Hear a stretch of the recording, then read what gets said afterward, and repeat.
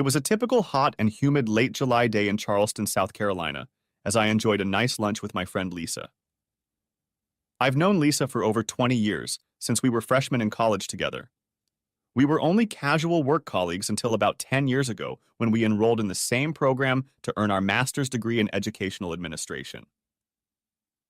It was during that time that we became really close, helping each other through the program, and now I consider her my best friend, and I think she considers me hers. We were talking about our summer and vacations when suddenly she said, "Can you never guess who I ran into at the supermarket last week?" Gosh, Lisa, you know how much I hate playing these guessing games. I have absolutely no idea who you ran into at the supermarket, so why don't you just tell me because I know you're about to die? Who did you run into last week? Well, I was rounding the corner of the aisle, distracted by my grocery list, when my cart collided with another cart. I looked up and started to apologize when I realized it was none other than, "Be prepared, your ex Kevin," in front of me. I had to ask again to make sure, but it was definitely him. And I gotta say, girl, he looked pretty good. Didn't look like he'd aged much in the last, what is it, 15 years? When you were married, I'd only met him a few times at work Christmas parties and end-of-year parties, and you were long since divorced when we were in graduate school, but I knew it was him as soon as I saw those brown eyes and his killer smile. You probably didn't know it then, but we all hated you. At least we single girls did. We were always so jealous of you when you went to a party with him. Damn, Allison, I can't believe you let him get away with that. Well, it clearly wasn't one of my better moments, and for your information, it's been 18 years since our divorce. Oh my God, just saying that makes me feel old. Anyway, I can't believe he's back after all these years. Maybe he's just visiting his parents. I think they still live here. No, I think he came back to town a few weeks ago. He said something about being the new managing partner at his law firm's office here in Charleston. Right now, he's in the process of remodeling his parents' house on James Island. From what he said, it's gotten too much for them to handle, so they're moving into one of those retirement homes in Mount Pleasant, and Kevin's moving into their house by the river. That's interesting. I haven't heard a word from him since he left town for Chicago after our divorce. Even all our friends gradually lost touch with him. But the last time I heard from him was about 12 or 13 years ago when someone showed me a picture of him and his new wife. I think she was a doctor of some sort. I don't remember much about her, except that I remember how beautiful she was, and how I was very angry at how happy they looked. Eventually, I turned the conversation to something more pleasant and tried to put Kevin out of my mind. We finished lunch, and I went back to school to go over the final student and teacher assignments for the upcoming school year before classes start again next month. As principal of Riverview Elementary School, this was one of my least favorite tasks. But unfortunately, it's part of the job, so I can just suck it up and get it over with. This was my first year at Riverview, so it took me a little longer than usual due to the fact that I wasn't as familiar with the teachers and students as I was at my previous school. At least it would take my mind off of thinking about Kevin. I finished work around 5 o'clock and headed home, grabbing some chicken choy mein from my favorite Chinese restaurant on the way. I was still living in the little house that Kevin and I had bought when we first got married. He was so anxious to get out of town during the divorce. The last thing he wanted was to be tied to a house where we had very little property. So he gladly gave me the house in exchange for my not contesting the divorce. Once inside, I threw my keys on the counter, grabbed a bottle of wine from the refrigerator, and found the largest glass in the house. I already knew this was going to be a bottle of wine night, not a glass of wine night. After pouring myself a glass, I settled down in front of the TV with dinner and tried to distract myself with some mindless show on the Travel Channel. But my thoughts kept returning to Kevin and that period in our lives when everything had gone from perfect to absolutely ruined in a few short months. I couldn't help but feel responsible for everything that happened then. I was young and immature in many ways, heck we both were. But that doesn't excuse my actions. We both made some really bad choices, and unfortunately it proved to be too hard for us. Now, after all these years, he's back in town, and it was only a matter of time before I ran into him somewhere. I could imagine how awkward it would be when I met his new wife. I felt inferior just looking at their picture all those years ago, seeing how beautiful she was and hearing that she was a doctor. I have a doctorate too, but that somehow doesn't sound like an MD to me. What would I say if I ran into them? As the TV went on, my thoughts went back to when we first met. I had met Kevin Middleton during freshman orientation the summer we both started college. He was an outgoing, tall, good-looking baseball player, and I was a pretty good-looking girl who was very shy, and maybe a bit of a tomboy, if I may say so. But somehow we connected that weekend and became very close friends. It went on like that until junior year, when we realized we were starting to have feelings for each other. But even then, it took a few months before we went on a real date, and then 4 more dates before we became close. We were such good friends that I think we were both a little hesitant to break that relationship until we were convinced that what we had was more than just friendship. When we started dating, Kevin was the perfect gentleman and took things very slowly, never pushing me faster than I was ready. In fact, at first I was a little hurt that he didn't try anything with me. After all, I'd been his friend since we moved to campus, and I'd seen him take more than one girl home from bars after knowing them for only a few hours. Kevin was the typical big man on campus. He was athletic, handsome, and very smart. So it wasn't hard at all to find girls willing to do it with him. I, on the other hand, was very shy and inexperienced. Things were getting pretty hectic on the dance floor when Kevin approached me. He leaned in close to my ear and asked, "How about you take this to my apartment?" I didn't say a word. I just took his hand and pulled him towards the door. When we got to his apartment, he quickly unlocked the door and led me inside, then closed the door and locked it behind us. That's where we got down to it. Over the next week, life went on as I continued to prepare for the start of the new school year. I had pretty much put Kevin out of my mind and convinced myself that the chances of running into him were slim to none when suddenly it happened. I walked out of my office to grab something from the printer, and as I crossed the threshold, I saw him sitting in front of the attendant secretary's desk. He was much older than the last time I'd seen him, but there was no doubt that it was indeed Kevin. But why the hell was he here at my school? I'd never heard that he and his wife had kids, but apparently they did. Why else would he be in elementary school? My first thought was to run to my office, shut the door, and sit there until he left. But if he has kids here, he'll eventually find out I'm the principal of the school, so I might as well deal with it now. Damn, I suddenly wished I'd taken the time to put on a nicer dress and makeup this morning, but now it was too late. I managed to walk across the office to the door to the attendant's office without him noticing. "Hey, Kevin, good to see you again." He looked around to see who was there, and I continued. "I can't believe it's really you. Who would believe that after all these years without a word from you, I would walk out of my office and see you sitting there in the flesh? Tell me how you're doing." "Oh my God, Allison, is that really you? I had no idea you worked here. Hell, I didn't even know if you still lived in town." He rose from his chair for a moment, as if unsure of what to do, before he finally opened his arms and leaned over to hug me. "It's been a while, hasn't it? You still look beautiful, by the way." "Thank you, that's very nice of you. Tell me, what do you do?" "Well, obviously, I still live here. In fact, not only am I still here in Charleston, but I still live in our old house.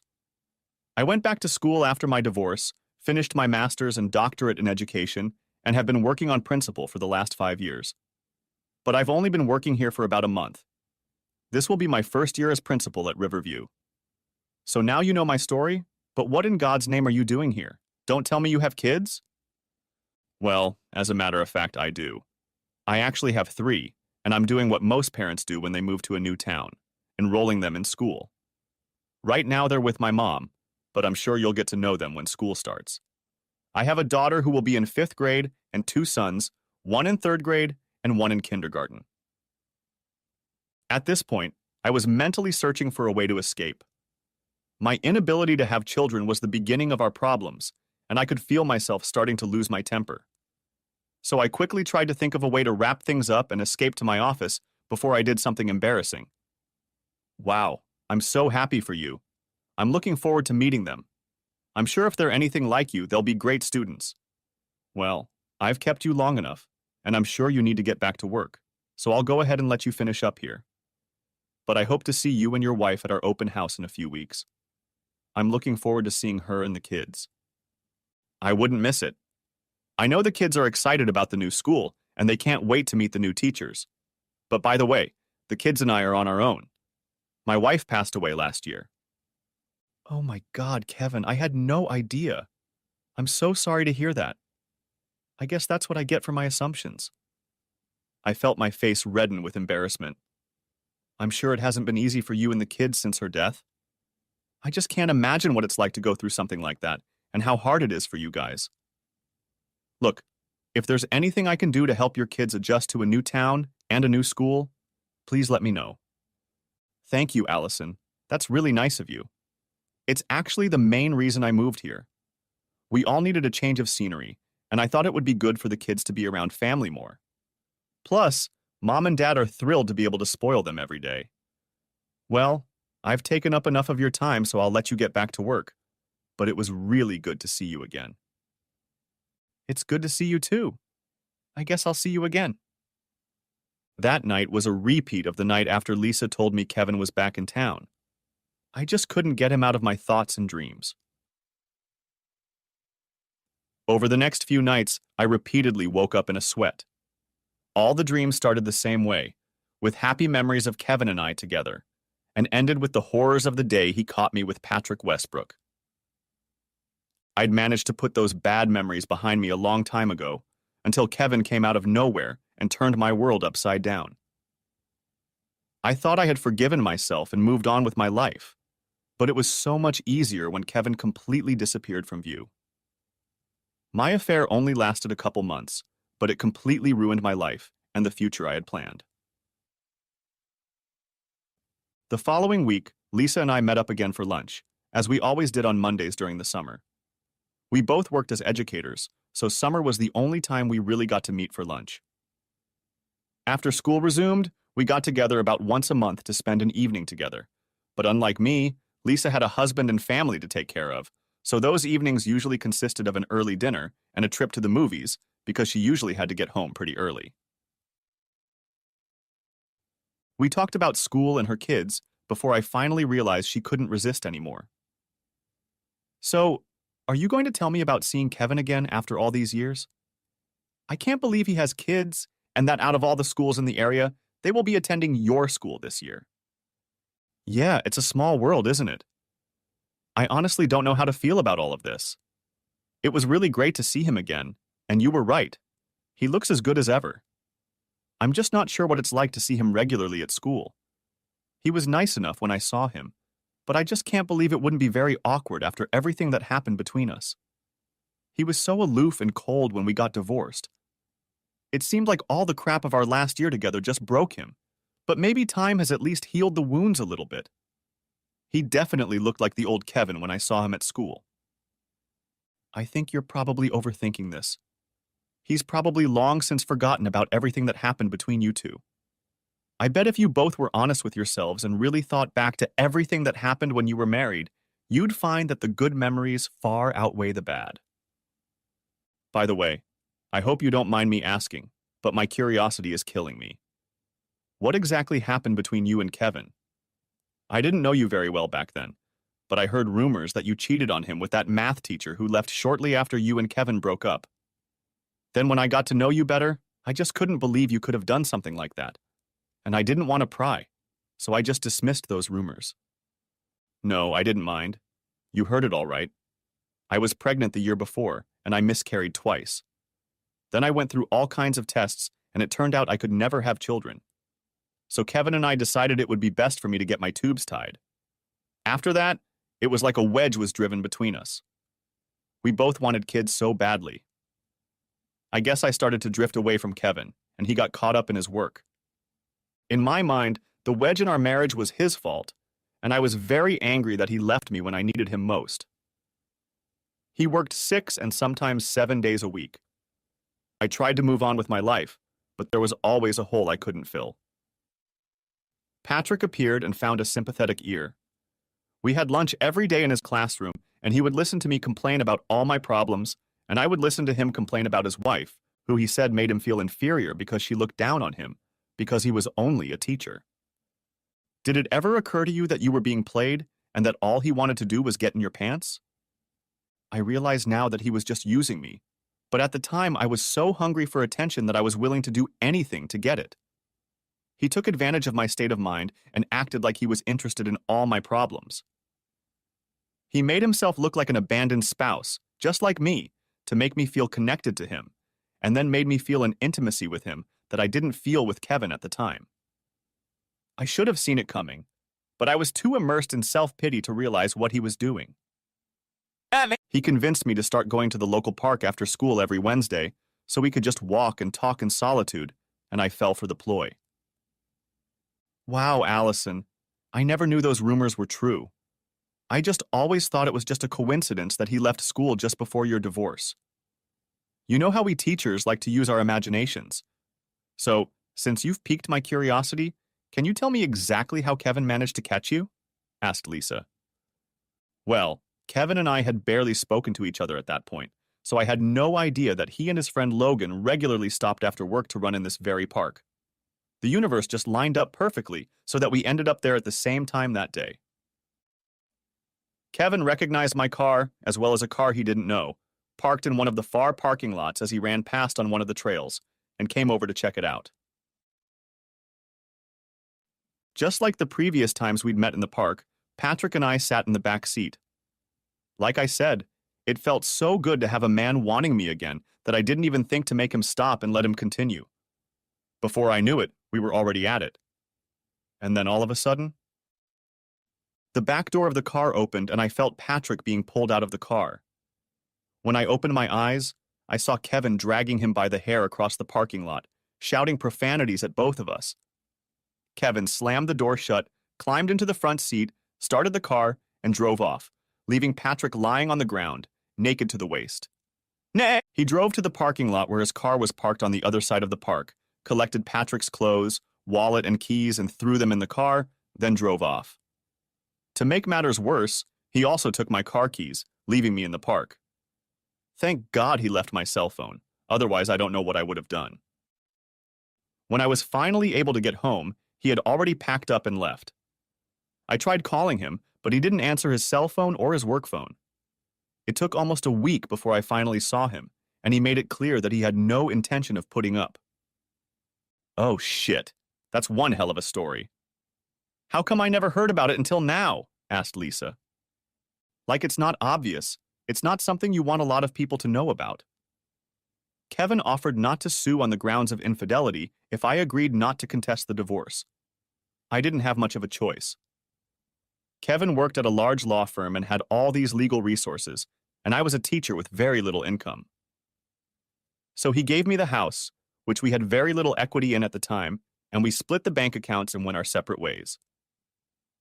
I never understood why he was so generous with the house. After all, his parents had given us the down payment as a wedding gift. But I really wasn't in a position to make waves. He barely spoke to me the whole time and left town as soon as the divorce was finalized. All I knew at that point was that he had taken a job at his firm's office in Chicago. The only good thing about the whole thing was that I was able to escape with some dignity. So what happened to Patrick after that evening in the park? After that day, he avoided me like the plague. True, he talked to me long enough to tell me that Kevin had visited him and his wife to return his pants and wallet. He didn't say anything else except that he didn't want to lose his wife, which meant we couldn't communicate anymore. He left town a few months after that, and later I found out that his wife had gotten a new job and they had moved to Savannah. Oh God, I don't know what to say. But unfortunately, as fascinating as this story is, I really have to go. I'll call you later and you can finish the story. If I don't hurry, I'll be late picking up the kids from day camp. But I'm counting on you to keep me posted on this whole situation. Next school year promises to be very interesting. I'm not sure interesting is the word I'd use. Nightmare is probably a more appropriate word. That night, sitting on the back porch with a stiff margarita, I replayed the whole sneaky episode with Patrick in my head. How could I have been so stupid? I knew all along it was wrong. A married woman shouldn't trust any man but her husband, and she certainly shouldn't have fun with any man but her husband. And suddenly the truth was right in front of me. It was my fault. I blamed Patrick for seducing me for years, taking advantage of me and convincing me to do things I didn't want to do. But it was a lie. I was the one who opened up to him, telling him about all the problems in my marriage. I was the one who didn't stop him when he kissed me that first time. I was the one who kept meeting him in that park, knowing how it would all end. And more importantly, I didn't just let it go further. I wanted it to. I wanted to feel needed and wanted. I wanted it all. And it wasn't until I lost everything that I saw what it was. A cheap substitute for the real thing. My God. How could I have been so stupid? Finally, after a hellish pity party and 3 margaritas, I'd had enough of my miserable past, so I dragged my drunken ass to bed. But even then, sleep didn't come. I replayed the events of my novel in my head, and I found it hard to believe that I had actually done those things, but I knew I had. How could I have been so stupid? Eventually, after a good cry, the alcohol took over and I fell asleep. When I woke up the next morning, I felt like hell. My head hurt, my stomach was upset, and it was all I could do to drag myself out of bed and into the shower, but I had too much to do to stay home today. The rest of that week was very busy as the whole school was getting ready for the start of the new year. I even managed to put Kevin and self-pity out of my mind for a few days.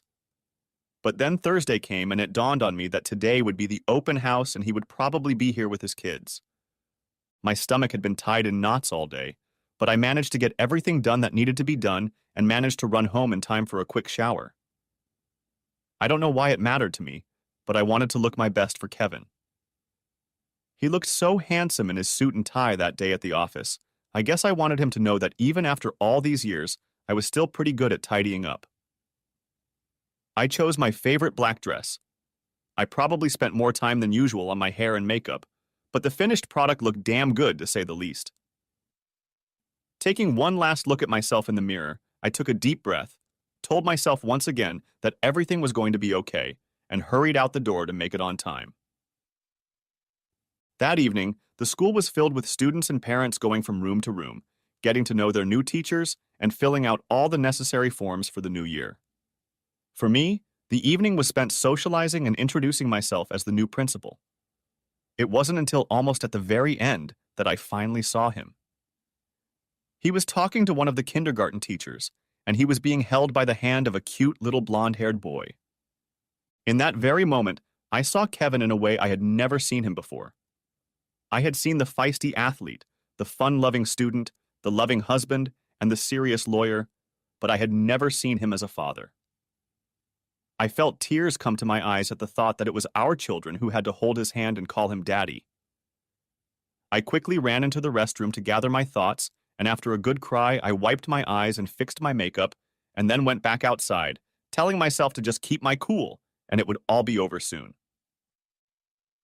When I came out of the restroom, I immediately saw them walking down the hallway, so I figured I could get this over with and headed over to the kids to introduce myself. Hi, Kevin. Did you guys find everything okay? Yeah, I think so. We've met all the teachers and learned where everything is, so I think we're ready for Monday. And these must be your kids. Hello, young ladies. I'm Miss Middleton, and you are? I asked his daughter, extending my hand. She shook my hand like an adult and introduced herself. I'm Hannah, and these are my brothers, Will and Michael. It's nice to meet you, I said, squatting down to shake their little hands. I'm so glad you'll be here this year. I'm sure we'll have the best time, and I know you'll love Riverview. Just then I heard a thin voice say, Hey, Daddy, her name is the same as ours. Caught off guard, I didn't know what to say, but Kevin didn't hesitate to respond. That's right, son. She has the same name. I guess you have no excuse for not remembering her name, do you? About this time, Will, his middle son, spoke up. So, Miss Middleton, are you related to us? And I was a little more nimble this time and answered him, No, dear, I'm not related to you, but your father and I are longtime good friends. In fact, we went to college together. Sometime I'll tell you some stories about how young he was. Now, if your father doesn't mind, there are muffins and juice in the cafeteria if you're interested. Instantly, the trio of voices pleaded, "May I, Daddy? Can I, Dad?" Kevin quickly gave in and off they went, bursting through the cafeteria doors. "Well, I guess I should get going and you guys go find your kids," I said. Turning to leave, I paused for a second and turned to him again. "I know this isn't a surprise to you, but you have 3 beautiful children. I'm very happy for you, Kevin. I only wish I had the opportunity to meet their mother." "Thank you, Allison. That's very nice of you," he said as he headed for the cafeteria door. I stared after him and was about to turn to leave when he turned to me again and said, "Hold on a second, Allison. Can I ask you something?" "Sure. What do you want to ask me?" I replied, turning to face him again. He looked around nervously for a few seconds before he finally spoke. "Okay, let's get started. First off, it was really nice to see you again. I'll admit it's a little awkward, but it's still nice. I've been thinking a lot about us this past week and how things ended between us.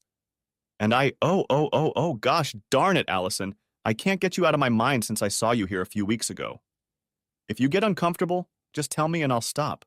But seeing you brought back old feelings, and I can't escape the feeling that we still have a lot of unfinished emotional business that we need to put behind us. Hell, we've never even seriously talked about any of it, and I take the blame for that. So I'll just lay my cards on the table. Seeing you again made me feel something I haven't felt in a very long time. I know it might seem crazy, but I really want to ask you if you'd like to go on a real date sometime. But before I can do that, I need to tell you something about our divorce. Something I don't think you know. Something I should have told you years ago. Something you have a right to know. Then, after that, if you don't mind, I want to ask you out. But I want you to be able to answer with full knowledge of everything that happened back then. If you're not interested at all, just tell me and I'll drop the whole thing. But I still want to tell you the whole truth. So I guess the question I want to ask you today is, can we meet soon so I can tell you some things I think you deserve to know? Wow, I don't know what to say. Honestly, that's the last thing I thought you'd ever say to me. Ever since that day at the office, I've been thinking about you, about us, all the time. Honestly, I've even dreamt about us. I've replayed in my head 1,000 times all those years ago. And I have to admit, I'm definitely intrigued to go out with you someday. But I'm a little intimidated by the secret you have to tell me. So I guess what I'm saying is that yes, I'd love to meet you so we can talk about this great secret of yours. And after that, we can decide on a date. Okay, that sounds like a plan. I don't know what else to say since I wasn't sure how you'd react. So, would you mind spending this weekend so we can sit down and talk? I think I can arrange that, Mr. Middleton. How about Saturday? That sounds great, Allison. The kids are going camping with my brother's family this weekend, so maybe I can pick you up around 9 o'clock and we can talk over breakfast? 9 o'clock would be fine with me. I'll look forward to it since you've piqued my curiosity. I'd give you the address, but hopefully you can still find your way to our old house. See you later. I spent Friday doing the last little things in preparation for the start of classes on Monday, but Friday night was a different story. The evening stretched on endlessly as I replayed every possible scenario of what Kevin had to say to me. It could have been any one of a number of things. I'd seen him in town with that redhead from his office shortly after we'd broken up. Maybe he wanted to tell me that he'd started seeing her before our divorce was even final. Or maybe he wanted to tell me about his meeting with Patrick and his wife. I never found out the full details of what happened when Kevin got his stuff back. For all I know, maybe he just wanted to tell me that he had already decided to divorce me before he found out about my affair. Finally, after drinking too much wine again, I fell asleep on the couch, and the next moment I looked at my phone and realized with horror that it was 8:30. Damn. He'd be here in 30 minutes, and I was still wearing the same clothes I'd worn to work yesterday. I took a quick shower and got dressed, barely finishing my makeup when I heard the doorbell ring. Taking one last look in the mirror to make sure everything was in place, I opened the door. "Good morning, sunshine," he said when I opened the door. I haven't decided if this is a good thing or not yet. As you can tell, I'm still not much of a morning person. I guess you remember that and are using it to your advantage to give away your big secret while I'm still not fully awake, I joked. I grabbed my purse and closed the door behind me as we headed down the sidewalk to his car. Ever since the day he showed up at the school office, I couldn't get the thought out of my head that almost everything in his life since our divorce made me mildly jealous. I ended up divorced, unable to have children, and alone except for a few close female friends and a few romantic relationships that never seemed to last longer than 6 months. Somehow, Kevin had remarried a beautiful woman, had 3 wonderful children, had a successful career. And now, as we walked to my driveway, he confirmed all of those sentiments when I saw him pick me up in a Mercedes SL 550 Roadster convertible. I was already mad at him, and he hadn't even told me his big secret yet. I managed to marry Kevin's poor young lawyer, and his second wife got Kevin's rich and successful lawyer. He must have read my mind because when we got into the car, he paused for a second, handed me the keys and said, "Why don't you drive?" I think I gave new meaning to the phrase, "drive like you stole it." Kevin didn't say a word. He just leaned back in his seat while I wore out my nerves testing his powerful little toy for strength. Once seated in the restaurant, we ordered and I told him about the last 18 years of Allison Middleton's life. Not that it took long, and he told me about his wife and children. The conversation was light and friendly, but I could sense that he was nervous. Finally, when our food was brought to us, he mustered up the courage to tell me the reason we were sitting here. Putting down his fork, he moved slightly in his seat and began, "Now, I don't know how to tell you all of this, so I'm going to start at the beginning, and you can stop me if it doesn't make sense to you. I think it's best to start right after my second miscarriage. When we found out we couldn't have children, it felt like my whole world came crashing down. All the dreams and plans I had made for our lives would never come true. I think we were both in the same position, but neither of us were mature enough to deal with the situation properly, and we kind of went into our own shells and withdrew from the world." Pausing to gather his thoughts, he continued, "You were detached and depressed, and nothing I tried helped. It seemed to me that you had lost all interest in me. I was angry. I was angry at you because somehow, in my opinion, it was your fault that we could never have children. I realize now that I was wrong, but back then I was just angry at everything. I was angry that you wouldn't talk to me about anything. I felt like I couldn't talk to you because it seemed like all you did was sit on the couch and cry when you were home. Please understand, I'm not saying any of these things were true about you. I'm only saying that those were my feelings at the time." "I can certainly understand all of that," I told him. "I think we were both in a lot of pain, and we were so young. We'd never had to face something so serious, and we did the best we could given the circumstances. Unfortunately, we made some huge mistakes, and before we knew it, things were out of control. I pulled away from you, but I felt like you pulled away from me as well. I wish we could have talked about this 18 years ago." "Agreed, but keep that thought in your head while I tell you the rest, because it's going to get worse from here. Briefly about what you know. I caught you in the car with that guy Patrick. I packed up, I left, and we got divorced. But what you don't know is that while you were cheating with Patrick, I was cheating on you with Casey Graham from my office. I was in so much pain that I just wanted to walk away and move on with my life, and when I found out about you and Patrick, I used that to get you to agree to a divorce without fighting me." Oh my God, Kevin. It all makes so much more sense now. This is why you never wanted to go to counseling or even consider reconciliation. I could feel the anger building up inside of me as I asked him, "So tell me, Kevin, how long did your affair last before you found out about Patrick?" "Well, it depends on what you consider the beginning. A few weeks after the tubal ligation, we were working on that big case that was taking up so much of my time. Things were very complicated between us at that point, and Casey seemed interested in my problems and willingly listened to me. At first it was just talking, and I was so relieved to have someone to talk to. I know I should have talked to you instead of her, and then nothing would have happened, but I didn't. I kept talking to her, and before I knew it, things were out of control. It all started with a kiss after going out for drinks a few weeks after a long day of examining the evidence. I felt so guilty and knew I should have stopped it then, but didn't. Then, A few weeks after that, we got into it at her apartment. This was about 3 weeks before I caught you with Patrick. I was with her probably 5 or 6 times during that time, and then we were together for about 2 months after we broke up. Okay, Kevin, you really have to give me a minute. I had no idea all of this was going on. I guess I was so wrapped up in self-pity that I didn't notice what you were doing at the time.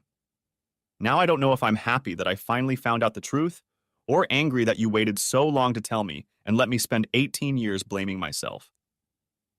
What you were doing to this Casey was almost identical to what was going on between me and Patrick, but apparently you were better at it than I was, because I got caught and you didn't. My God, how could I have been so stupid? You weren't stupid, Allison.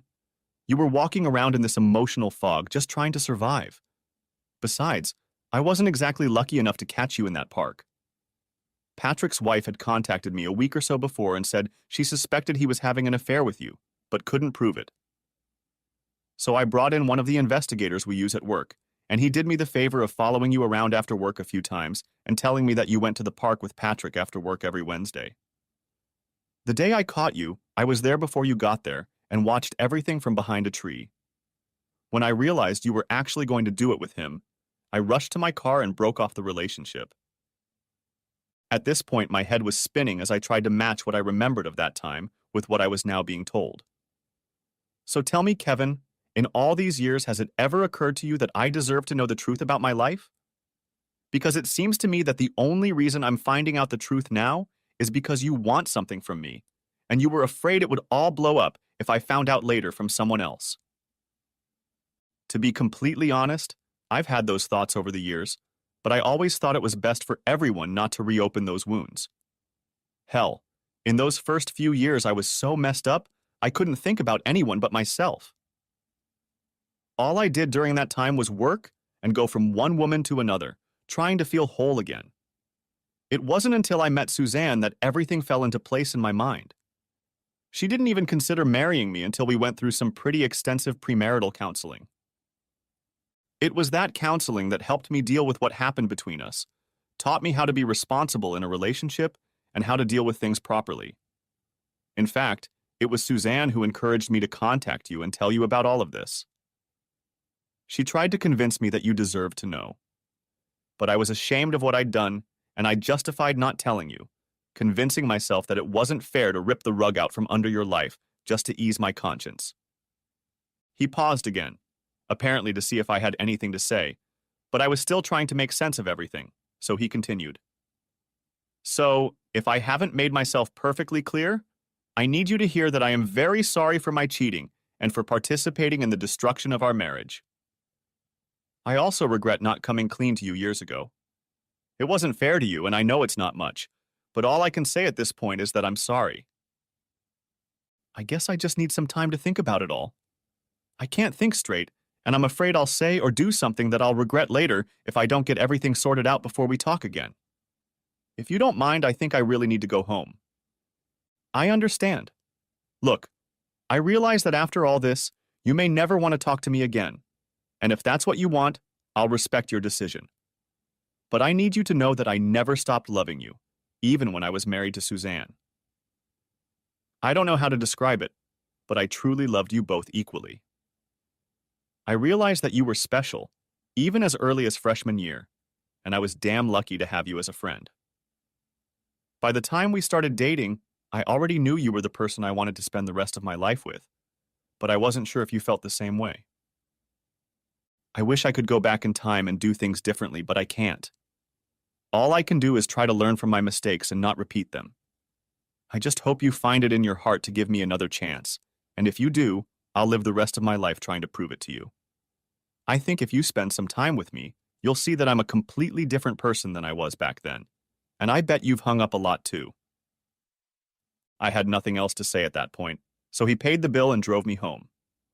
We drove in silence until he pulled up in my driveway. We got out of the car, and he walked me to the door. So, what are we going to do next? Right now, I'm not sure. I guess I'll just have to try to think this through. In the meantime, I guess I'll see you around. I closed the door and watched him leave, not knowing what our future would be. For the next couple weeks, he and I didn't see each other or talk. Days were taken up with studying, and I spent my evenings trying to make sense of our conversation on Saturday morning.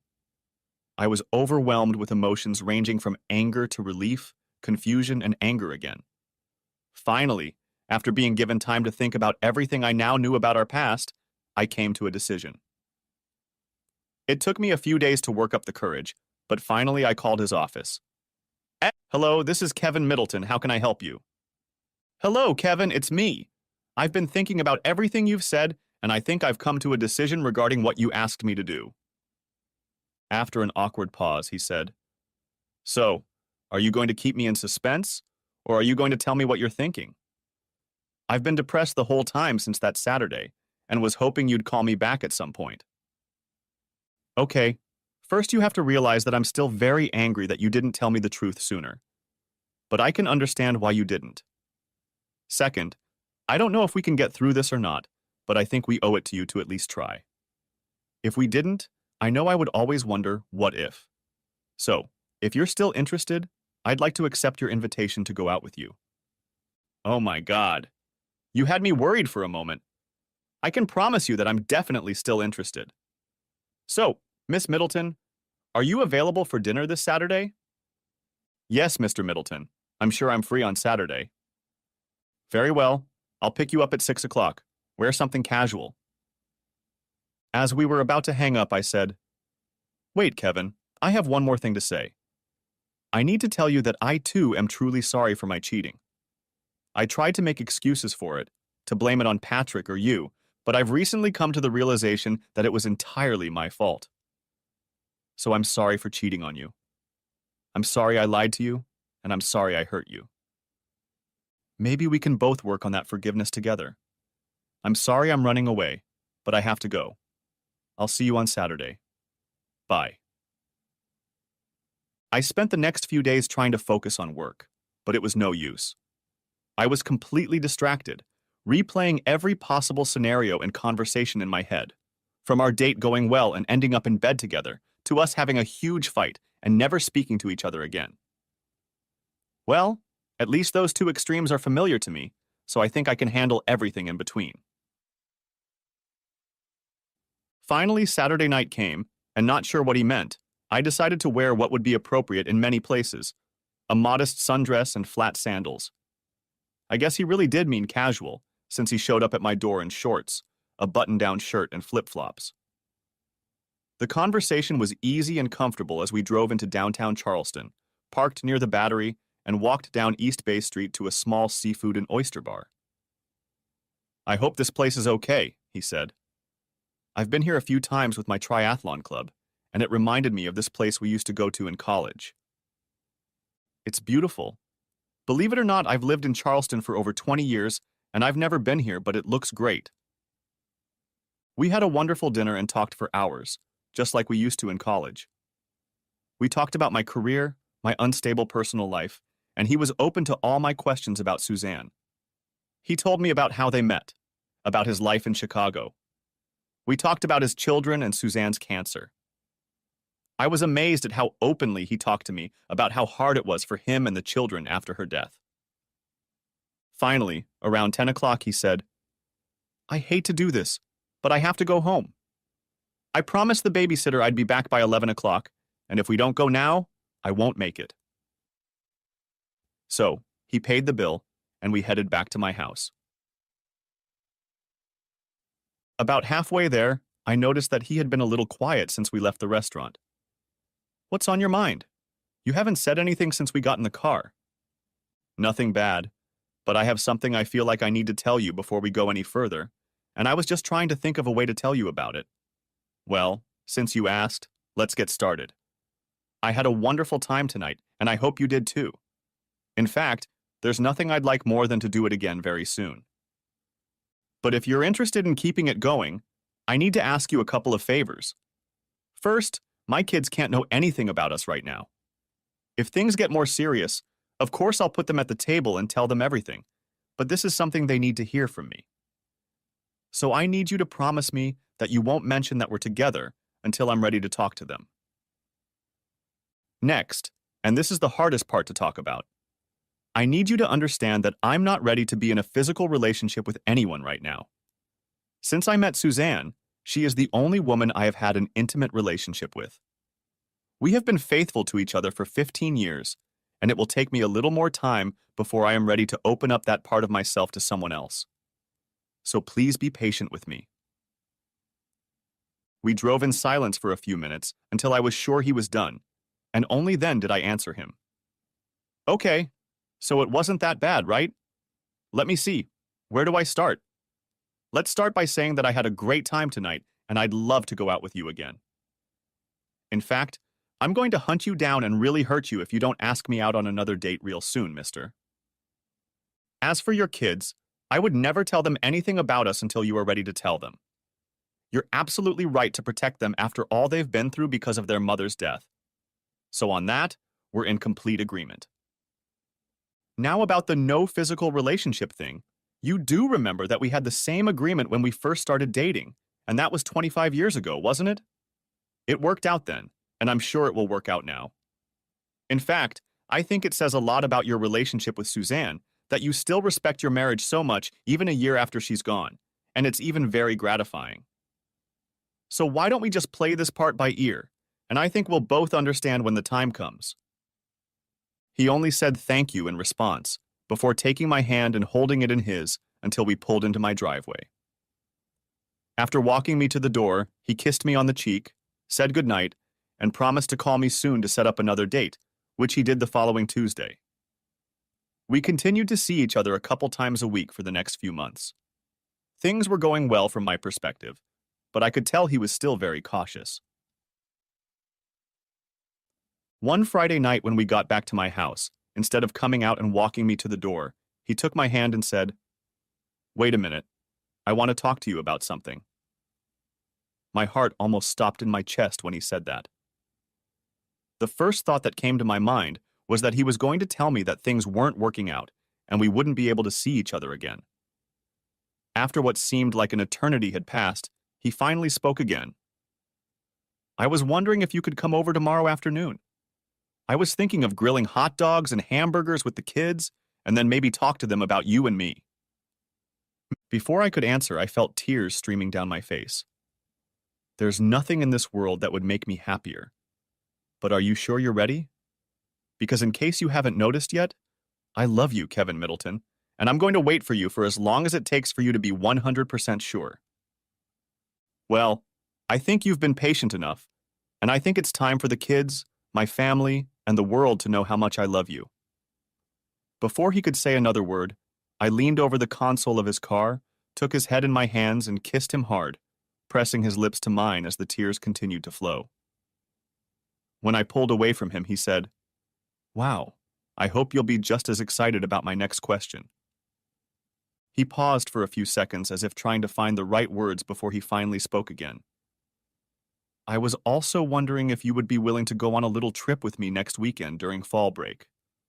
My parents have a small cabin in the mountains near Brevard, North Carolina, and they've agreed to watch the kids so we can have some time to ourselves if you're free.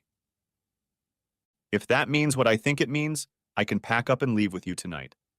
But I've waited this long, so I think I can hold out for another week." The next day, I pulled up to Kevin's house around 4 o'clock, just as we had agreed the day before. I remembered the house from back when we were married and his parents lived in it.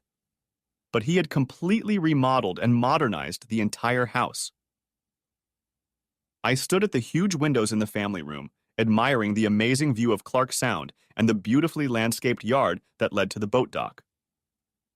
While I waited, Kevin gathered the kids and one by one they ran down the stairs to see why the principal had come to their house on Saturday.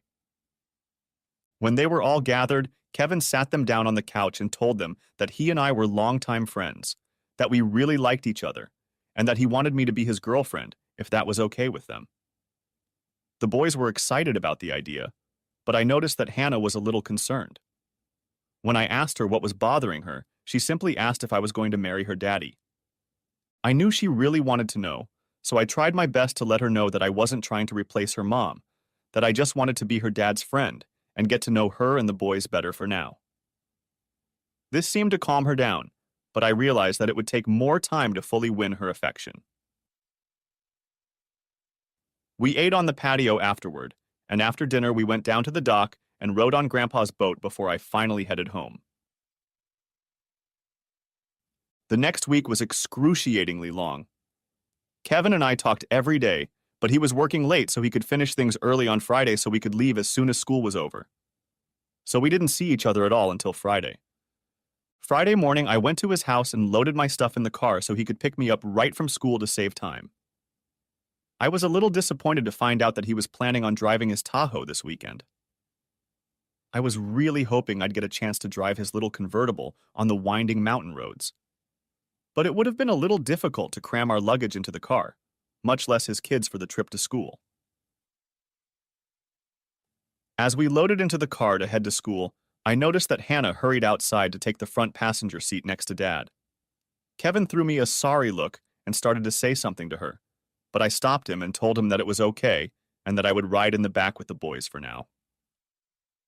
After Kevin dropped us off, I asked Hannah to wait for me in my office until I got the boys to class because I needed to talk to her about something. She didn't look very happy, but she didn't argue and sat down on the couch in my office to wait for me.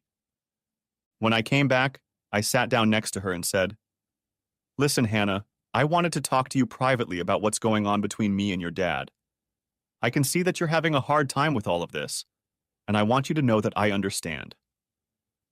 I know it's hard for you to see your dad with someone other than your mom, and I want you to know that I'm in no way trying to replace your mom. From everything your dad told me, your mom was a very special woman who loved him, you, and your brothers very much. No matter what happens between me and your dad, it's important for you to realize that he will never forget your mom, and neither should you. I hope you will always remember the special moments you had with her, and the special moments you all had as a family. I would never want to take that away from you. So how about you and I just stay friends? Nothing more. Can we do that?" "Yes, ma'am. I think I can do that. It's just that I really miss her sometimes, and I'm afraid that after a while we'll all just forget about her." "Honey, I can promise you that you'll never forget about her, and neither will your daddy. In fact, as an older sister, you should do your best to tell your brothers about her, because they weren't old enough to remember her the way you do, and you can help them realize how special she was. Now, how about you give me a big hug to cement our new friendship before you head off to class?" I almost cried as she put her arms around my neck and said, "Thank you, Miss Middleton. I'm sorry if I was rude to you." She got up to leave and turned to me and asked, "Maybe we could sit down sometime and I can show you some pictures of my mom and me? I want to tell you all about her." "I'd like that very much." With those words, she walked out the door and headed to her classroom.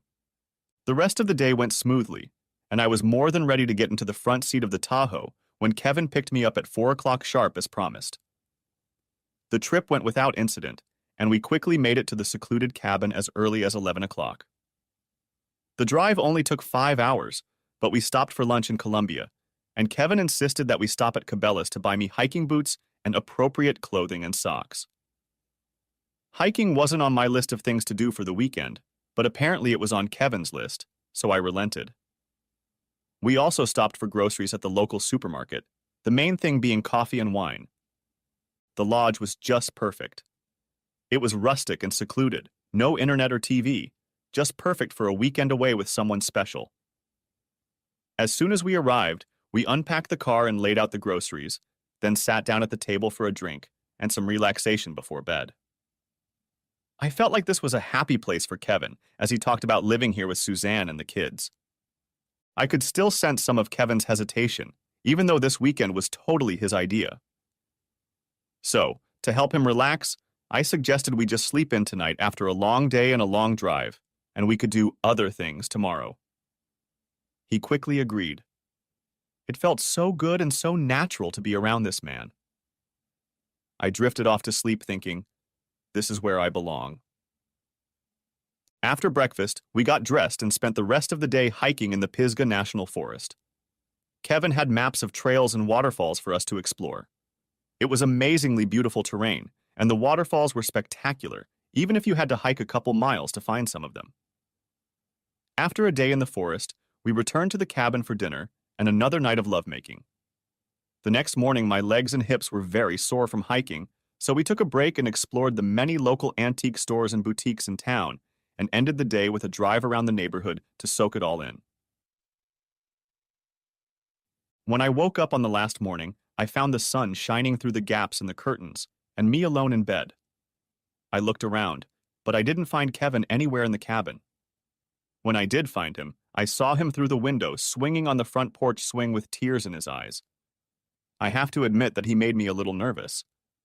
I decided I'd better get out and see what was going on, so I put on jeans and a sweatshirt and walked out onto the porch. Right now, you seem a little sad this morning. Do you want to talk about it? I asked. I guess so, if you're sure you want to know. I assured him that I did, and he continued.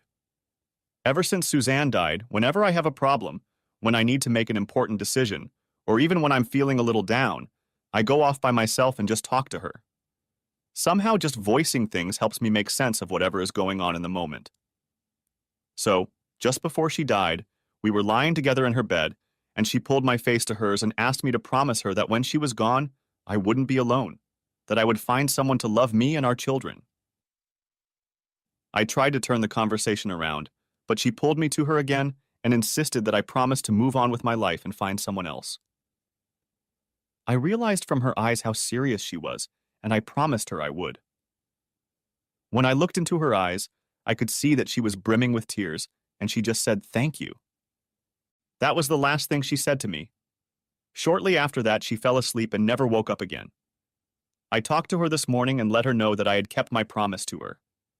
I told her about our last few months together and how the kids love having you around, even Hannah, even though she tries not to show it. I guess I just said goodbye to her one more time, because if you and I are going to be together, I need to start talking to you about all those things I've been talking to her about. So I guess I was a little sad, but the thought of a future life with you and my kids makes me really happy. I sat there listening to him, tears streaming down my face. I can tell that you really loved her, and I know that moving on with your life is a little scary for you. But I will tell you what I told Hannah the day we left. You don't have to forget about Suzanne to be with me. She was your wife and your lover for a long time. She was their mother. I'm not going to try to replace her because no one can do that. I just want to start now and build a new life with you and your children. Suzanne will forever be a part of you and a part of them. She played a huge part in who you all are today. Heck, I should be the one talking to her and thanking her for the wonderful job she did raising the kids and you. The following summer, we were married for the second time with a small ceremony by the water in our backyard. It was just the two of us with the kids and our parents, but it was beautiful. Sometimes I sit alone and just think about how lucky I am. Most relationships never recover from cheating, but our relationship after 2 cheating relationships is better than ever. We still fight from time to time and sometimes do hurtful things, but we always manage to talk things out and come out stronger in the end.